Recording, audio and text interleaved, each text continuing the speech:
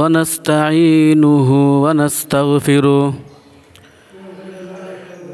نحمده ونستعينه ونستغفره ونؤمن به ونتوكل عليه ونعوذ بالله من شرور أنفسنا ومن سيئات أعمالنا من يهده الله فلا مضل له ومن يضلله فلا هادي له ونشهد أن لا إله إلا الله وحده لا شريك له ونشهد أن محمدًا عبده ورسوله أرسله بالحق بشيرا ونذيرا صلى الله عليه وعلى آله وأصحابه وبارك وسلم تسليما كثيرا أما بعد فأعوذ بالله من الشيطان الرجيم بسم الله الرحمن الرحيم ولا يغتب بعضكم بعضا أيحب أحدكم أن يأكل لحم أخيه ميتا فكرهتموه واتقوا الله إن الله تواب رحيم صدق الله العظيم মহান আল্লাহ সুবহানাহু তাআলার দরবারে অসংখ্য অগণিত শুকরিয়া যে মহান আল্লাহ সুবহানাহু ওয়া তাআলা আমাদেরকে অসংখ্য অগণিত বিভিন্ন ধরনের নিয়ামত দ্বারা ভরপুর করে রেখেছেন আলহামদুলিল্লাহ।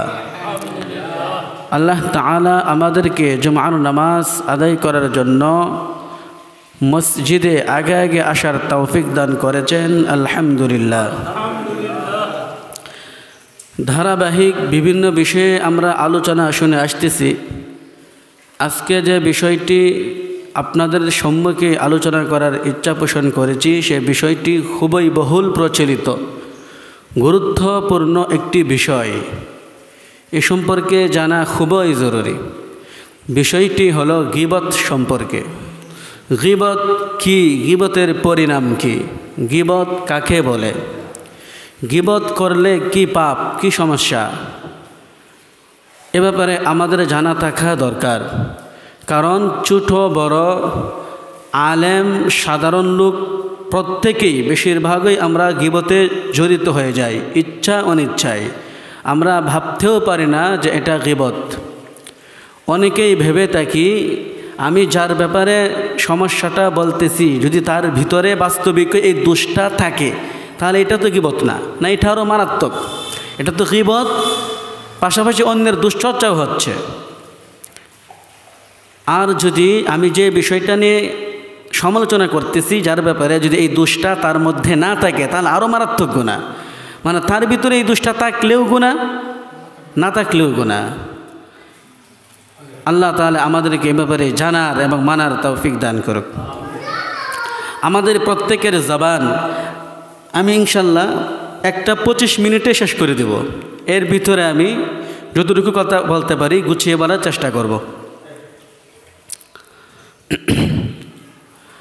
আল্লাহ তাআলা আমাদের প্রত্যেকের জবানকে হক প্রচারের মাধ্যম বানাক। আমাদের জবান হক প্রচারের মাধ্যম। আমাদের জবান জিহবা হক প্রচারের মাধ্যম, দিন প্রচারের মাধ্যম। আল্লাহ তাআলা আমাদেরকে কবুল করুন। জবানের দ্বারা আমরা যে সকল অপরাধ করে থাকি, গুনাহ করে থাকি, এগুলির মধ্য থেকে অন্যতম একটি হলো গীবত।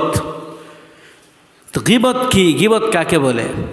গীবত কাকে বলে এটা জানার আগে গীবত সম্পর্কে ভূমিকা স্বরূপ আমরা 6টি বিষয় জানব। গীবত সম্পর্কে ভূমিকা স্বরূপ আমরা 6টি কথা জানব। নাম্বার 1, জবান বেশিরভাগ মানুষকে জাহান্নামী বানায়। জবান বেশিরভাগ মানুষকে জাহান্নামী বানায়। নাম্বার 2, অনর্থক কথাবার্তা বলা সম্পূর্ণ নিষিদ্ধ। অনর্থক কথাবার্তা বলা সম্পূর্ণ নিষিদ্ধ। নাম্বার 3, জবান নিয়ন্ত্রণে জান্নাতের নিশ্চয়তা। যদি কোনো ব্যক্তি তার জবানকে নিয়ন্ত্রণ করতে পারে, গুনাহ থেকে বাঁচিয়ে রাখতে পারে, আল্লাহর রাসূল তাকে জান্নাতের নিশ্চিত দান করেছেন। নাম্বার 4, ভালো কথাই মর্যাদা বৃদ্ধি পায়।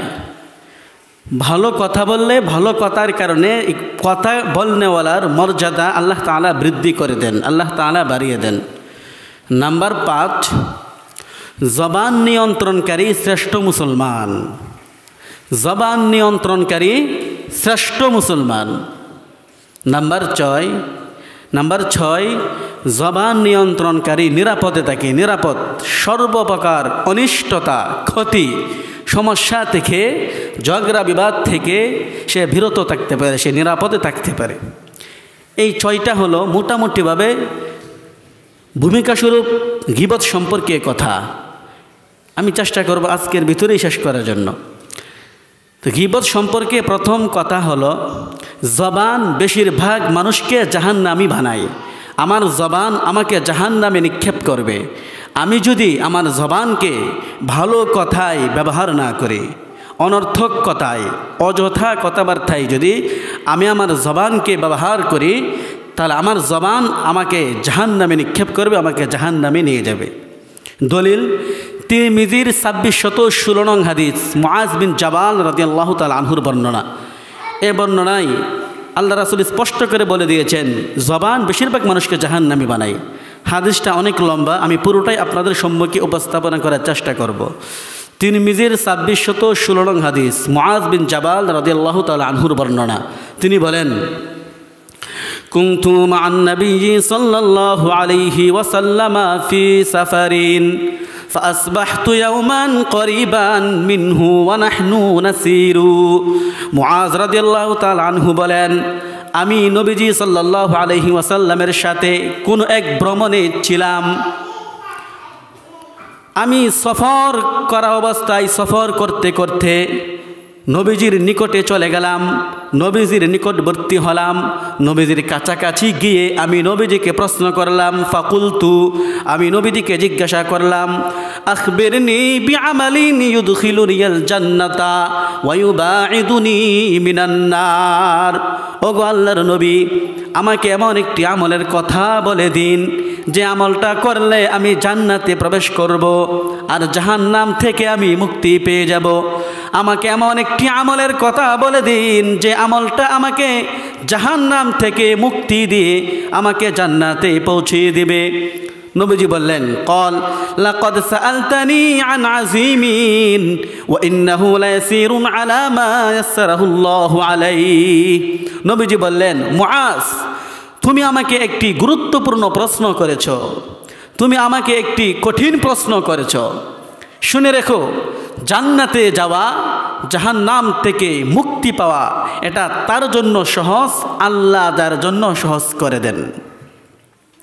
এরপর নবীজি বললেন, ঠিক আছে, তুমি যেহেতু আমাকে আমার নিকট জানতেই চেয়েছো, আমি তোমাকে কয়েকটি আমলের কথা বলে দিই যেগুলি তোমাকে জান্নাতে প্রবেশ করাবে, জাহান্নাম থেকে মুক্তি দেবে।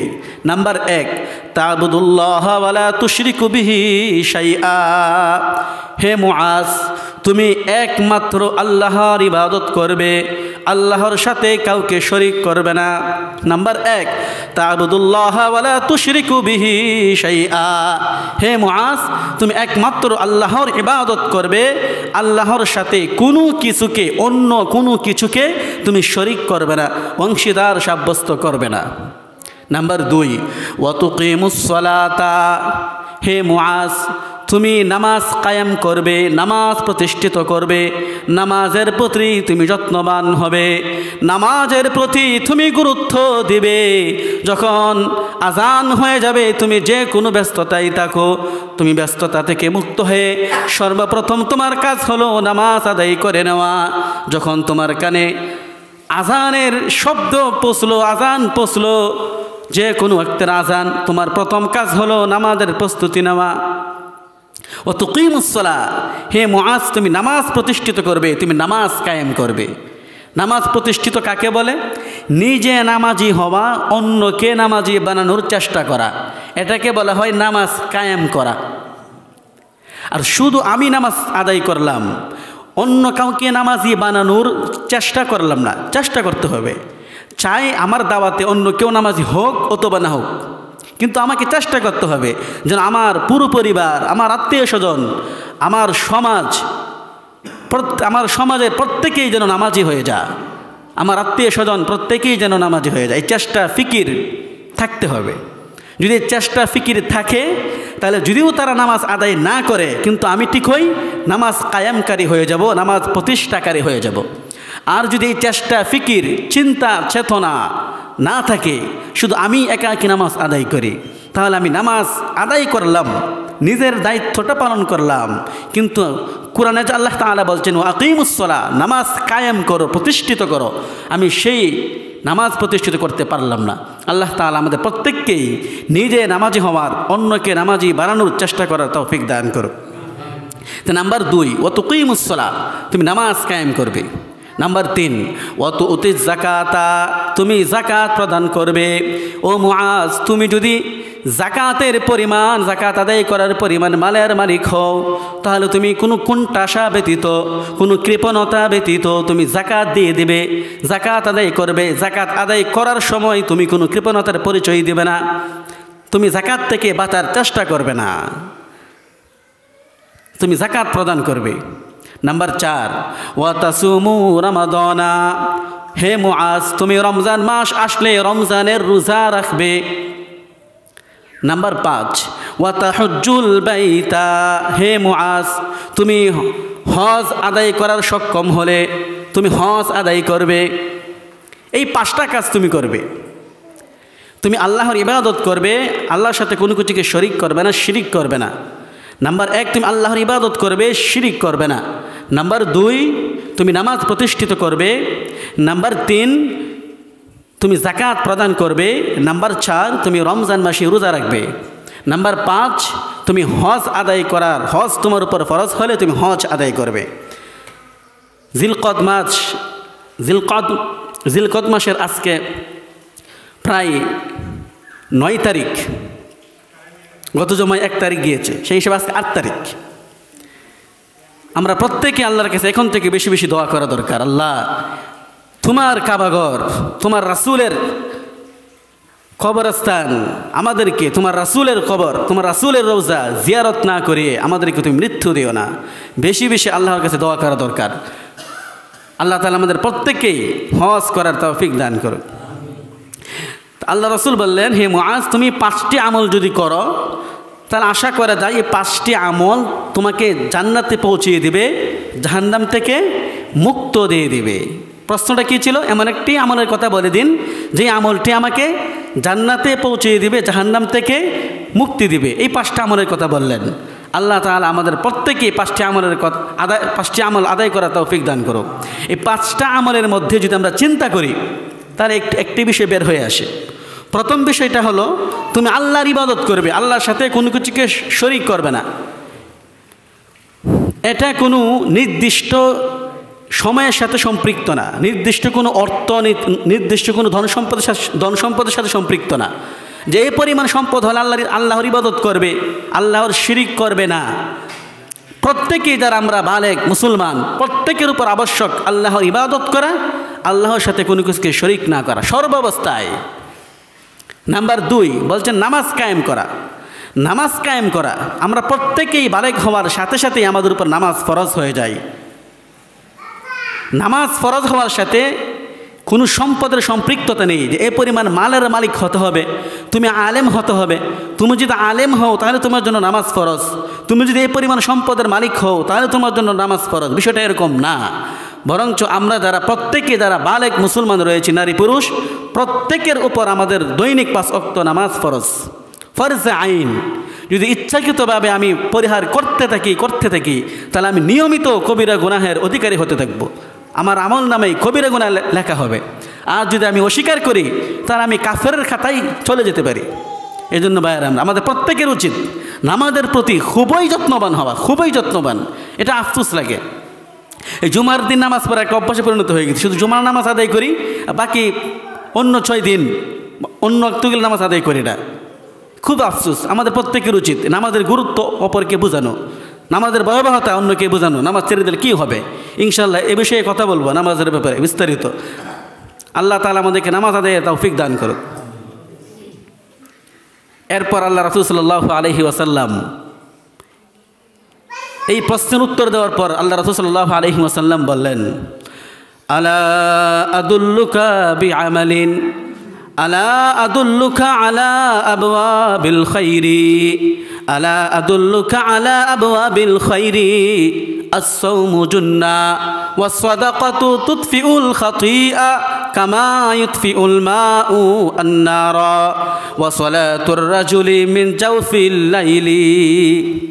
এরপর আল্লাহ রাসূল বললেন, হে মুআজ, আমি কি তোমাকে এ জাতীয় আমলের কথা বলে দিব না, যেই আমলগুলি করলে তোমার কল্যাণের দ্বার খুলে যাবে, তোমার উপর কল্যাণের দরজা খুলে যাবে, তোমার জন্য কল্যাণের দরজা উন্মুক্ত হয়ে যাবে। আমি কি সেই আমলগুলির কথা তোমাকে বলে দিব না? কুলতু বালা ইয়া রাসূলুল্লাহ। মুআজ বলেন, হ্যাঁ অবশ্যই আল্লাহর রাসূল, আপনি আমাকে আমলগুলির কথা বলে দিবেন। তখন তিনি বললেন, আস-সাওমু জুন্নাতুন, রোজা হলো ডাল স্বরূপ। তুমি যদি রমজানের রোজা আদায় করো, আবার সারা বছরে তুমি কিছু নফল রোজা পালন করো, তাহলে এই রোজা তোমাকে জাহান্নাম থেকে মুক্তি দিবে। আবার এই রোজা তোমার জন্য কল্যাণের দরজা খুলে দিবে, তোমার সব কিছুতেই কল্যাণ হবে। তোমার পারিবারিকভাবে তুমি শান্তি পাবে, আবার তুমি ব্যক্তিগতভাবে শান্তি পাবে, সামাজিকভাবে তুমি শান্তি পাবে, তোমার ব্যবসায় উন্নত হবে, সর্বক্ষেত্রে তোমার জন্য বরকতের দরজা খুলে যাবে। নাম্বার 2, ওয়াস-সাদাকাতু তুতফিউল খাতিআ কামা ইউতফিউল মাউ আন-নারা। হে মুআজ, তুমি নিয়মিত কিছু হলেও নফল সদকা করবে, কারণ নফল সদকা তোমার গুনাহগুলিকে, তোমার সগীরা গুনাহগুলিকে এমনভাবে মিটিয়ে দিবে যেভাবে যেমনভাবে পানি আগুনকে নিভিয়ে দেয়। হে মুআজ, তুমি নিয়মিত কিছু সদকা করবে, নফল সদকা করবে, তার এই সদকাগুলো তোমার গুনাহকে, তোমার সগীরা গুনাহগুলিকে এমনভাবে মিটিয়ে দিবে যেমনভাবে পানি আগুনকে মিটিয়ে দেয়। নাম্বার 3, ওয়াসলাতুর রাজুলি মিন জাওফিল লাইলি। হে মুআজ, তুমি রাত্রিবেলায় তাহাজ্জুদের নামাজ আদায় করবে। তাহাজ্জুদের নামাজ তোমার জন্য কল্যাণের দরজা খুলে দেবে। আমরা যে কোনো সমস্যার সম্মুখীন হই, আমরা যদি নিয়মিত তাহাজ্জুদের নামাজে অভ্যস্ত হয়ে যাই, বেশি না 2 রাকাত নামাজ আদায় করে 15 মিনিট যদি সময় দিই প্রতিদিন রাত্রে।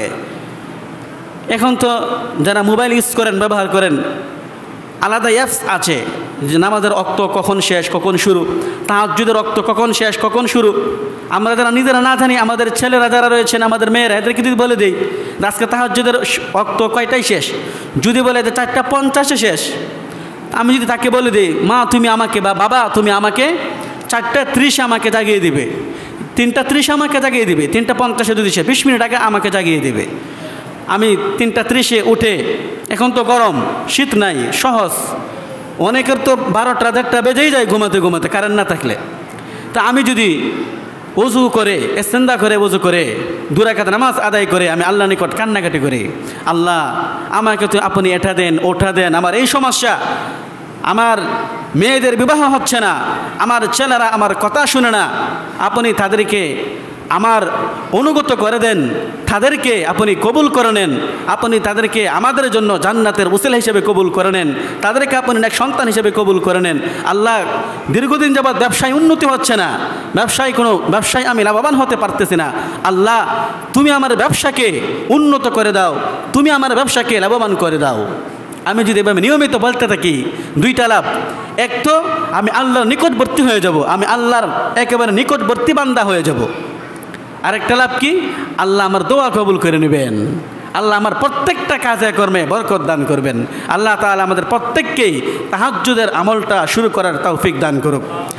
এখন তো সহজ, গরমের মৌসুম, আমরা চেষ্টা করবো যেন তাহাজ্জুদের আমলটা আমরা আজকে রাত্রি থেকে আমরা শুরু করতে পারি। আল্লাহ তাআলা আমাদেরকে তৌফিক দান করুক।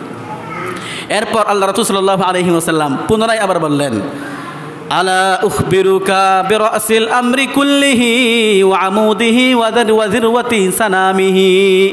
হে মুআজ, আমি কি তোমাকে অবহিত করব না? বিরাসিল আমরি কুল্লিহি ওয়া আমুদিহি ওয়া যিরওয়াতি সানামিহি, সব কিছুর মূল কি, সকল ভালো কাজের মূল কি, এ ব্যাপারে আমি তোমাকে অবহিত করব না? সকল ভালো কাজের স্তম্ভ কি, আবার সকল ভালো কাজের শৃঙ্গ কি, সকল ভালো কাজের উচ্চ শিখর কোনটি, আমি কি তোমাকে এ ব্যাপারে অবহিত করব না? কুলতু বালা ইয়া নবী আল্লাহ। মুআজ বলেন, হ্যাঁ অবশ্যই আপনি আমাকে অবহিত করবেন। তখন আল্লাহর রাসূল বললেন, রাসুল আমরি আল ইসলামু আমুদুহু আসসালাতু ওয়া যিরওয়াতু সানামিহি আল জিহাদ। এরপর আল্লাহ রাসূল বললেন, হে মুআজ, সকল ভালো কাজের মূল হলো ইসলাম, সকল ভালো কাজের মূল হলো ইসলাম। কিভাবে? আমি যদি মুসলমান না হয়ে সমাজ সেবা করি, আমার সমাজ সেবার দ্বারা মৃত্যুর পর পরকালে আমি বিন্দু মাত্র প্রতিদান পাবো না, সওয়াব পাবো না। আমি যদি মুসলমান না হয়ে দান খায়রাত করি, ভালো কাজ করি, আমি বিন্দু মাত্র মৃত্যুর পর এই ভালো কাজের কোনো সওয়াব পাবো না। এজন্য আল্লাহ রাসূল বলেন, সকল ভালো কাজের মূল হলো ইসলাম। আমি ইসলাম গ্রহণ করার পর যত ভালো কাজ করি, সামান্যতম যদি একটি ভালো কাজ করি, যেমন রাস্তায় একটি কাঁটাদার বৃক্ষ, একটি কাঁটা ঢাল পড়ে আছে, একটা ময়লা পড়ে আছে, আমি হাতেও সরাইলাম না, আমি বাম পায়ে ঠেলা দিয়ে আমি সরিয়ে দিলাম, আমি এটারও সওয়াব পাইলাম। এই সওয়াবটাও আল্লাহ তাআলা আমাকে মৃত্যুর পর আমার আমল নামে আমাকে দিবেন। আমি মুসলমান হয়ে সামান্যতম একটি ভালো কাজ করলেও এর প্রতিদান আমি পাবো। আর আমি ইসলাম গ্রহণ না করে, মুসলমান না হয়ে আমি কালিমাতুত তাওহীদ লা ইলাহা ইল্লাল্লাহু মুহাম্মাদুর রাসূলুল্লাহ, আল্লাহ এক, আল্লাহ ব্যতীত কোনো মাবুদ নাই, রাসূল আছেন, জান্নাত আছেন, জান্নাত আছে, জাহান্নাম আছে, এগুলি বিশ্বাস না করে, এগুলির স্বীকৃতি না দিয়ে আমি যত ভালো কাজ করি, বিন্দুমাত্র সওয়াব পাবো না। এজন্য আমাদেরকে খাঁটি মুসলমান হতে হবে। আল্লাহ শুকর, আল্লাহ তাআলা আমাদেরকে মুসলমান হিসেবে কবুল করেছেন, আলহামদুলিল্লাহ। নাম্বার 2, ওয়া আমুদুহু আসসালাতু। হে মুআজ, সব কিছুর মূল হলো, 1 নাম্বার হলো সব কিছুর মূল হলো ইসলাম। তুমি ইসলাম গ্রহণ করেছো, এবার সব কিছুর মূল কি? মুসলমানদের নিকট সব কিছুর স্তম্ভ হলো আসসালাতু, নামাজ। নামাজ হলো ইসলামের স্তম্ভ, ইসলামের মূল খুঁটি। আমার যদি নামাজ ঠিক হয়ে যায়, তাহলে আমার অন্যান্য আমল ঠিক হয়ে যাবে।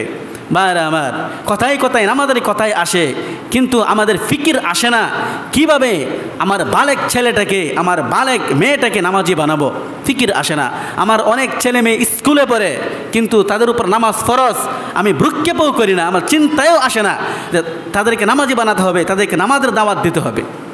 ভাইরা আমার, কেউ মাদ্রাসায় পড়ুক, স্কুলে পড়ুক, কলেজে পড়ুক, যে যেখানে পড়ুক, নামাজ আদায় করা প্রত্যেকের উপরেই ফরজ।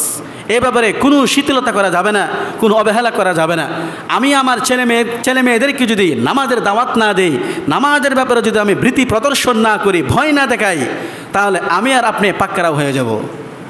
আমি আর আপনি ওই আয়াতের অন্তর্ভুক্ত হয়ে যাব, যে আয়াতে আল্লাহ সুবহানাহু ওয়া তাআলা বলেছেন, ইয়াউমা ইয়াফিরুল মারউ মিন আখিহি ওয়া উম্মিহি ওয়া আবিহি ওয়া সাহিবাতিহি ওয়া বানিহি। সেদিনকে স্মরণ করো যেদিন ব্যক্তি তার ভাইকে দেখে পলায়ন করবে, ও উম্মিহি ওয়া আবিহি, সন্তানেরা তার মাকে দেখে পলায়ন করবে, তার পিতাকে দেখে পলায়ন করবে, আবার মাতা পিতা তার আদরের সন্তানদেরকে দেখে পলায়ন করবে। ভাইয়ের আমার, আমি যদি আমার সন্তানদেরকে নামাজি না বানাই, তো ওই দিন ঠিকই আমি আমার সন্তানদেরকে দেখে পলায়ন করব। এত আদরের সন্তান, তার জন্য আমি এত কষ্ট করেছি, আমি তাকে দেখে পলায়ন করব, আর আমার আদরের সন্তানেরা আমাদেরকে দেখে পলায়ন করবে, কেউ কারো কাজে আসবে না। এই জন্য ভাইয়ের আমার, আমরা দৃঢ় প্রতিজ্ঞা করি আজকে থেকেই আমাদের ছেলে মেয়ে যারা রয়েছে তাদের প্রত্যেককে আমরা মসজিদমুখী করব, তাদেরকে বুঝাবো, তাদেরকে বুঝিয়ে আমি যদি না পারি মসজিদের ইমাম সাহেব আছেন তার নিকট পাঠাবো, যে যাও ওনার কাছে যাও, কি নামাজের গুরুত্ব কী, নামাজ না পড়লে কী ক্ষতি। অনেকেই স্কুল কলেজ পরীক্ষার্থী আছেন, যখন পরীক্ষা হয় বিভিন্ন ধরনের পরীক্ষা তারা দেয়, তখন ঠিকই নামাজ আদায় করে।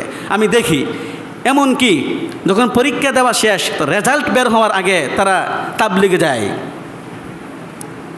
কারণ তাদের একটা বিশ্বাস, আমি যদি এখন নামাজ পড়ি আল্লাহর নিকট কান্নাকাটি করি, হতে পারে আল্লাহ আমার রেজাল্টটা ভালো করে দিবে। ভাইয়ের আমার, আপনার এতটুকু বিশ্বাস আছে, মাত্র অল্প কয়েকদিন আল্লাহর দরবারে কান্নাকাটি করলে, নামাজ আদায় করলে আপনার রেজাল্টটা ভালো হবে। আপনার কি এই বিশ্বাস নাই? আমি যদি সারা বছর নামাজ আদায় করি, আল্লাহর বিধিবিধান মেনে চলি, তাহলে এর চেয়েও আরও আমার মেধা উন্নত হবে, আমার মেধা ভালো হবে, আমার রেজাল্ট ভালো হবে। এতটুকু বিশ্বাস নাই? যেই আল্লাহ মাত্র অল্প কয়েকদিন নামাজ আদায় করলে আপনার রেজাল্ট ভালো করে দিতে পারে, আর আমি আর আপনি যদি প্রতিনিয়ত সারা বছর 24 ঘন্টা 5 ওয়াক্ত নামাজ আদায় করি, আল্লাহ আমাকে যে অশ্লীল কাজ থেকে বিরত থাকার জন্য বলেছেন, আমি সেই অশ্লীল কাজগুলো থেকে বিরত থাকি, অবশ্যই আল্লাহ তাআলা আমার আপনাকে আরও বেশি মহব্বত করবেন, আমার আপনার প্রতি বেশি রহম করবেন, আমার আর আপনার মেধা আল্লাহ তাআলা খুলে দেবেন। আল্লাহ তাআলা আমাদের প্রত্যেককেই নামাজি হওয়ার তৌফিক দান করুক, নামাজের প্রতি গুরুত্ব দেওয়ার তৌফিক দান করুক, এবং আমাদের ছেলে মেয়ে আত্মীয় স্বজন প্রত্যেককেই নামাজের গুরুত্ব বুঝে নামাজ আদায় করলে কি লাভ আর নামাজ আদায় না করলে কি ক্ষতি, এগুলি বুঝানোর তৌফিক দান করুক এবং মানার তৌফিক দান করুক। ওয়া আখিরু দাওয়ানা আনিল হামদুলিল্লাহি রাব্বিল আলামিন।